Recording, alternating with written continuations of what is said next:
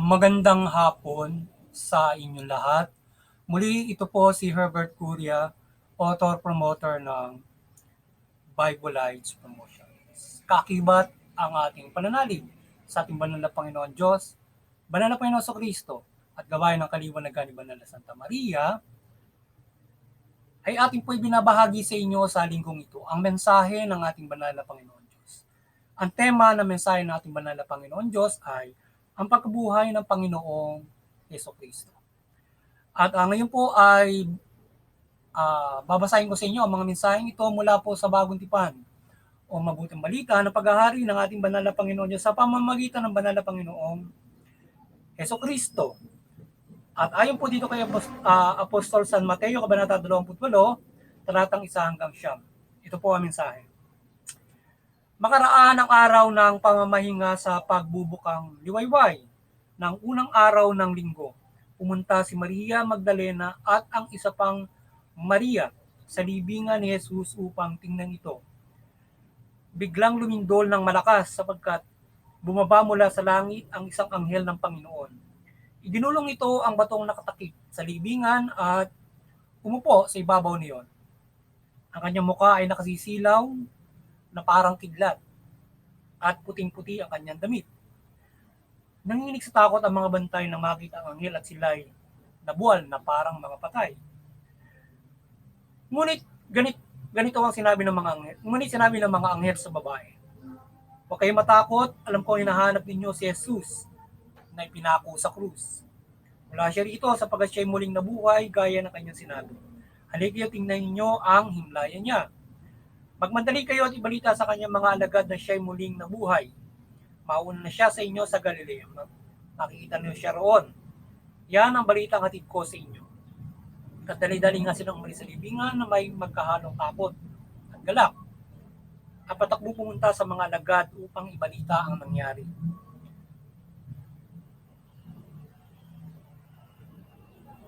Ngunit sinalubong sila ni Jesus at binati. Lumapit sila sa kanya, hinawakan ng kanyang mga paa at sinamba siya. Sinabi sa kanila ni Jesus, "Huwag kayong matakot, umayo kayo sabihin sa mga kapatid ko na pumunta sila sa Galilea at makikita nila ako roon." Ipapatuloy po natin kay Apostol San Juan, Kabanata 20, talatang 11 hanggang 23. Ito po ang mensahe. Kinagabihan ng araw ding yon, na unang araw ng linggo, habang nakasara ang pinto ng bahay na kinaroroonan ng mga alagad dahil sa takot nila sa mga Hudyo. Dumating si Jesus, tumayo siya sa kalagitnaan nila at sinabi, "Sumainyo ang kapayapaan." Pagkasabi nito, ipinakita niya ang kanyang mga kamay at ang kanyang tagiliran. Tuwang-tuwa ang mga alagad na makita nila ang Panginoon. Muling sinabi ni Jesus, "Sumainyo ang kapayapaan. Kung paanong isinugo ako ng Ama, susuguin ko rin kayo." Pagkatapos sila'y hiningan niya at sinabi, "Tanggapin ninyo ang Espiritu Santo. Kung patatawarin ninyo ang mga kasalanan ninyo man ay tinatawad na ang mga iyon, subalit ang hindi ninyo patatawarin ay hindi pinatawad." Pagpatuloy po natin kay Apostol San Mateo, Kabanata 20, 8 hanggang 16 at 20. Ito po ang mensahe. Pumunta ang 11 alagad sa Galilea sa bundok na sinabi sa kanila ni Jesus. Nang makita nila si Jesus, siya ay sinamba nila, subalit may ilan sa kanilang mga nag-aalinlangan. Lumapit si Jesus at sinabi sa kanila, "Ibinigay na sa akin ang lahat ng kapangyarihan ng langit at lupa. Kaya tumayo kayo, gawin niyong alagad ko ang mga ito sa lahat ng mga bansa. Bautismuhan nila sa pangalan ng Ama, Anak at ng Espiritu Santo. Turuan niyo silang sumunod sa lahat ng inuutos ko sa inyo. Tandaan ninyo, ako'y laging kasama ninyo hanggang katapusan ng mundo." Patuloy po natin sa mga gawa, Kabanata 1, talatang 6 hanggang 11. Ito po ang mensahe. Nang nagkatipon si Jesus at ang mga alagad, nagtanong sila kay Jesus, "Panginoon, itatatag na po ba ninyong muli ang kaharian ng Diyos, ang Israel?" Sumagot si Jesus, "Ang mga panahon at pagkakataon ay itinakda ng Ama ng kanyang sariling kapangyarihan at hindi na kailangan pang malaman ninyo kung kailan iyon. Subalit tatanggap kayo ng kapangyarihan pagbaba ng Espiritu Santo at kayo magiging mga saksi ko sa Jerusalem, sa buong Judea, Samaria at hanggang sa dulo ng daigdig." Pagkasabi nito, si Jesus ay iniakyat sa langit habang ang mga alagad din nakatingin sa kanya at natatakpan siya ng ulam. Habang sila nakatitig sa langit at siya iniaakyat, may dalawang lalaking nakaputi na lumitaw sa tabi nila. Sabi nila, kayo mga taga Galilea, bakit kayo nakatayo rito at nakatingin sa langit? Itong si Jesus na umakyat sa langit ay babalik, gaya ng nakita ninyong pag-akyat niya. Ito po ang mensahe salita ng ating banal na Panginoon Diyos. Ating pong masalamatan ng ating banal na Panginoon Diyos, banal na Panginoon Sukristo at banal na Espiritu Santo. Maraming salamat po at again din sa ating banal na Santa Maria. Maraming salamat po sa ating banal na Panginoon Diyos, banal na Panginoon Sukristo, banal na Espiritu Santo at maging sa ating banal na Santa Maria. Maraming salamat po sa inyo. At ngayon po naman ay ipaliliwanag ko sa inyo ang mga mensaheng tumulawag rito sa tema na ang pagkabuhay ng Panginoong Jesucristo. Nais pong ibabatid sa atin ng banal na Panginoon Diyos sa pamamagitan ng banal na Panginoon Jesucristo sa kanyang inihayag at isinagawa sa mabuting balita na tayo ay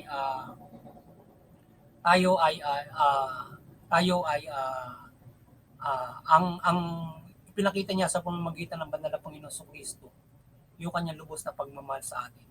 Na tayo ay pinakita niya na pagdating ng takdang panahon ay ang lahat ng mananampalataya sa Panginoon Jesucristo sa kanyang pagkabuhay na yung muli, sa kanyang pagkabuhay na muli, ay muli ring bubuhayin ng banal na Panginoon Diyos at isasama sa buhay na walang hanggan.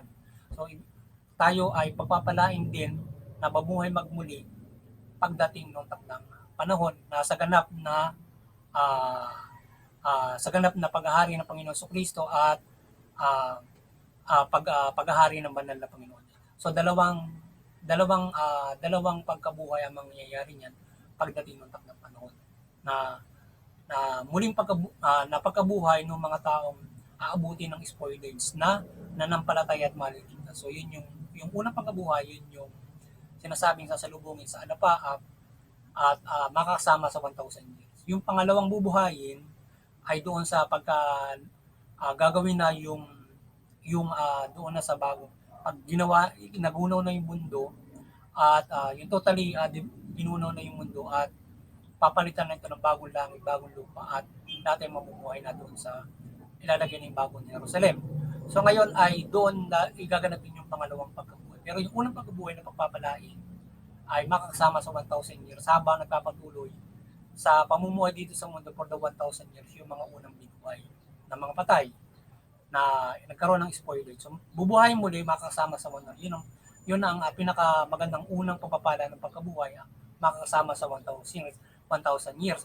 At saka yung mga hindi mamamatay na mananampalataya kay Panginoon Jesucristo sa pagbibigay sa atin ng buhay. Sapagkat itong pagbibigay buhay na ito ng Panginoon Jesucristo, kung tayo mananampalataya sa Kanya, pwedeng hindi na rin tayo mamatay kung halimbawang yung pagbabalik niya ay dumating sa panahon mo. Yan na hinihintay doon sa maraming panahon mula noong pagkatapos ng mga apostol, yung bawat mga generation yan. So ngayon, dahil yun ang pinakahuling panahon, so ngayon ay mayroong kinakailangan pa na mapuno ang ating Panginoon Diyos. So ngayon, ay halimbawa dito sa generation natin dumating yan, so tayo ay yung pagpapalain na hindi mamatay at yung iba naman ibubuhay yung mga nakaraang namatay na. Mula sa simula hanggang sa panahon ngayon na mga maliligtas bubuhayin yun. Tapos, kasama nung hindi mamamatay, ililigtas sila doon sa unang pagkagunaw na gagawin at sa paghahari ng mga demonyo. Yan. Kaya yun ang mangyayari pagdating ng takdang panahon. So kaya itong pagkabuhay ng Panginoon Jesucristo ito ay dapat natin panampalatayaan ito at tayo manalig na lubos sapagkat ito yung total na pagkatubo sa atin na nakonquer niya rin narito yung kamatayan na tayo ay muling pagpapalain. Tayo ay pinakita sa atin na tayo muling bubuhayin ng Panginoon Diyos. Kaya ganun pinahalaga ng Panginoon Diyos yung buhay sa pamamagitan ng Panginoon Jesucristo. Kaya ang buhay natin ay nasa sa pamamagitan ng Panginoon Jesucristo. Tayo ay siya magbibigay buhay sa atin pagdating ng takdang panahon sa pamamagitan sapagkat siya nabigay ng pagkakataon sa atin. Sa pamamagitan niya, pinatawad tayo ng Panginoon Diyos at binigyan ng buhay. Kaya mananampalataya tayo kay Panginoon Jesucristo para magkaroon tayo ng buhay o mabuhay na magmuli o hindi tayo mamatay pagdating ng takdang panahon na darating. Kaya yung mga apostol na ay pinatotohanan nila yung mga naunang mga nananampalataya na ang Panginoon Jesucristo nung muling mabuhay, umakyat siya sa langit lahat ng mga apostol ay nagpatotoo niyan at mga alagad, yung mga alagad at saka yung mga nananampalataya ay naniwala. Kaya tayong lahat ay pinagbubuklod ng Panginoon Kristo sa pananampalataya sa Kanya para sa ating kaligtasan. Kaya tayo ay dapat ay magpaigting ng pananampalataya. Tayong namulat na ng mga Kristiyano at yung mga hindi pa naniniwala sa Panginoon Kristo sa Kanyang pagbabalik upang pagkalooban tayo ng buhay at iligtas, ay magkaroon kayo ng pananampalataya sa Kanya para itong pinakita niya na muling pagkabuhay ay tamasahin ng bawat isa kung tayo abot ng spoilage sa ating pamumuhay na hindi pa siya dumarating. But kung dumating yan sa ating panahon, ang ating Panginoon Kristo, pwedeng hindi ka naman mamatay kung ikaw ay maliligtas, maniniwala ka sa Panginoon Kristo at sa buhay na kaloob niya. So, ganoon ang mangyayari sa ating pagdating ng takdaman. Kaya tayo ay magpasalamat sa pagpapala ng buhay ng Panginoon Kristo, ng Panginoon Diyos at sa atin yan, na pagdating ng takdang panahon. Tayo ay parang muling sinilang sa pagligtas sa atin ng Panginoon Kristo, sa pagdating ng muling pagsilang na yun ay may buhay na tayo na walang hanggan na pagpapala kung tayo ay magpapatuloy sa pananampalataya kay Panginoon Kristo. Kaya nga pwedeng hindi ka mamatay or bubuhayin ka magmuli. So, dalawang times. Kaya yung pagligtas ng Panginoon Kristo, nabigyan na tayo ng pagpapala ng buhay noon. Dangan nga lang, meron pang spoilage yung bawat tao. Kaya nga, bubuhayin. Kaya nagpakita siya ng ganun. Example din yun. Parang nag-example siya doon sa kanyang muling pagkabuhay. Dahil nga sa yung pagpapabago sa yung pagbibigay pagkakataon sa atin ng Panginoon Diyos mula sa aral yon. Hindi basta namatay ang Panginoon Kristo, basta pinako na lang, hindi. Parang kumbaga sa isang pare, inaralan ka, pinatay yung pare. Parang ganun, halimbawa. So, iniligtas niya sa pamamagitan na ikaw ay ginabayan niya na manampalataya sa Panginoon Diyos, pinagbuklod na tinuruan ka kung paano ka mamumuhay na may kaligtasang spiritual.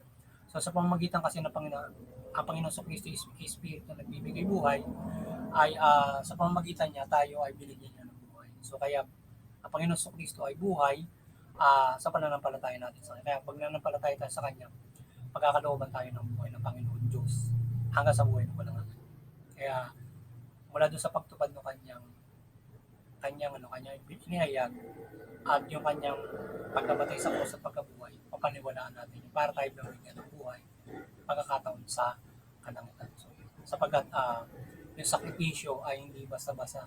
Mabigat ang sakripisyo ibinigay ng Panginoon Diyos paghihirap para tayo ay mapatawad sa pagkakasala.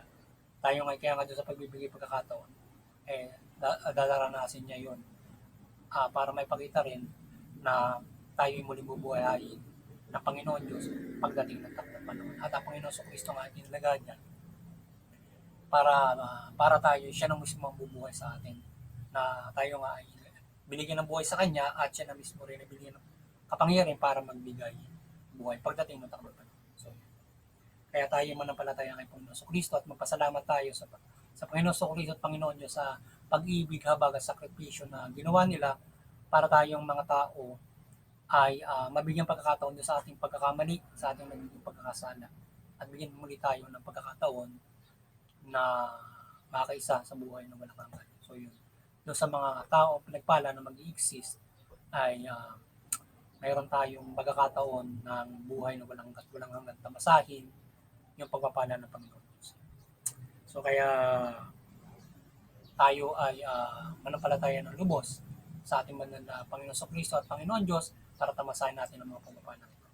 So yun, muli sana ay nagabayan na naman kayo ng Bible Lives Promotion sa inyong spiritual na pumuhay at kayo ay kayo ay patuloy naway kayo patuloy na pagbuklod ng ating Panginoon sa Kristo sa pananampalataya sa Panginoon Diyos at kayo patuloy na magabayan o tayo natin patuloy na magabayan sa pamumuhay na ito na mula sa buhay at mga pagpapala na sa pananampalataya sa Kanya, sa pananampalataya sa Panginoon Diyos, sa ilalim ng Kanyang paghahari at sa pagtupad ng Kanyang kalooban.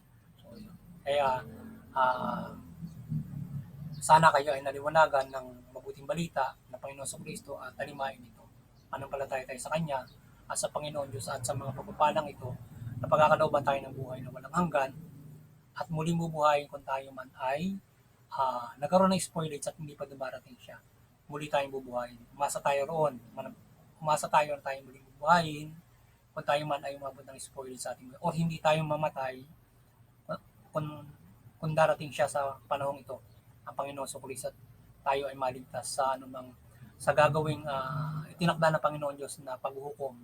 Yeah. At makasama tayo doon sa 1,000 years or doon sa pangalawang pagkabuhay na mabibigyan ng buhay ng walang hanggan. Kaya muli, sana ay muli tayo ay gabayan ng kaliwanagan ng Panginoon Diyos, Panginoon sa Kristo, Banal Espiritu Santo, na hindi ng Banal Santa Maria. Pagliwanagan tayo sa ating pagbabahagi ng mabuting balita at kayo ay mahikaya sa pagtalima ng mabuting balita at pananampalataya sa ating banal na Panginoong Kristo at Panginoon Diyos. At maliban diyan ay siyempre ang ating pagtuunan ay ang salita ng Panginoon Diyos sa ating pananampalataya sa Kanya. At sana gabayan tayo ng iba't ibang mga pagpapala at milagro ng ating banal na Panginoon Diyos, Panginoon sa Kristo, Banal Espiritu at Banal Santa Maria sa ating pang-araw-araw na pamumuhay mula sa bansang ito at buong mundo. At muli doon sa CBCP Vatican Church, naway maliwanagan kayo ni Banal na Santa Maria, patuloy tayong magbuklod sa ating pananampalataya kay Panginoon Diyos, sa ating iba't ibang mga pananampalataya, at mag-unawaan tayo na sa gayon ay hindi tayo nagkakaroon ng hindi pagkakaunawaan na nauuwi sa sigalutan at awayan or digmaan at nagkakaroon ng karahasan. Bagkos ay nag-uunawaan tayo at pinapairal natin ng pagkakaisa, kapayapaan, pagmamahalan, pagtutulungan, mabubuting aral ng ating mga relihiyon, maging yung mga hindi nananampalataya at sa kanilang mabubuting perspektiba sa buhay. Magkaisa tayo dyan at makagabay tayo dun sa mga pamilya, community, pamahalaan at mundo, lalong-lalo sa pagpapairal ng batas. At yung pamahalaan ng batas ay isa sa mga magiging binding sa atin para sa ating pagkakaisa, magkakaiba man tayo ng pananampalataya. Matigit ay siyempre yung ating banal na mga aral ng ating mga reliyon para tayo ay magpairal ng kapayapaan. Magkaroon pa rin tayo ng pagkakaisa, maging iba't iba man yung ating pananiniwala at unawaan tayo niyan. So yan, at muli doon sa CBCP Vatican Church, kay patuloy na maliwanagan ni Banal Santa Maria at patuloy niyo pagbuklurin ang sangkatauhan sa pananampalataya sa Panginoon, sa Panginoon sa Kristo at mabuting balita. At sa ating munting kakayanan, tayo ay nananampalataya na patuloy tayong gabayan ng kapangyarihan, kaliwanagan at kapangyarihan ng Panginoon Diyos, Panginoon sa Banal Espiritu Santo, Banal Santa Maria, at ng kanyang pagmimilagro, lalong-lalo na sa pagbabahagi ng mabuting balita, lalo na sa paggabay natin sa kapamahalaan. Ito yung mamahalan ng mabuting matuwid. Yan, sana magamit tayo ng kanyang kapangyarihan sa paggabay natin ng mabuting balita sa mga kapamahalaan ng kanyang iba't ibang mga pagmimilagro. Kaya mga pamahalaan, mamahala kayo ng mabuti, matuwid, tugunin yung karapatang tao, patas na hustisya, maliwanagan kayo ng Panginoon Diyos, Banal na Santa Maria at ng mabuting balita. At matuwid at inyong makapagpatupad kayo ng mabuting pamahala, patas na hustisya at karapatang patas. Sa gayon, makikinabang ang inyong mamamayan at sila ay makapamumuhay ng ayon sa karapatan, mapayapa, maunlad at higit sa lahat ay makakapanampalataya sila sa Panginoon Diyos, mula Panginoon sa Kristo at mabuting balita. Yan, at muli magandang hapon sa inyo lahat. Sana ay patuloy tayong pagpalain at protektahan ng Panginoon Diyos at sama-sama tayong mamuhay ayon sa mabuting balita. At yun din, sana ay maliwanagan ang lahat ng mga bansa at tayo ay magpuri at magpasalamat palagi. Ang bawat isa at ang mga bansa ay magpuri at magpasalamat sa ating banal na Panginoon Diyos sa pang-araw-araw nating pamumuhay. Magandang hapon sa pamamagitan ng Panginoon sa Kristo. Magandang hapon sa inyo lahat at God bless you.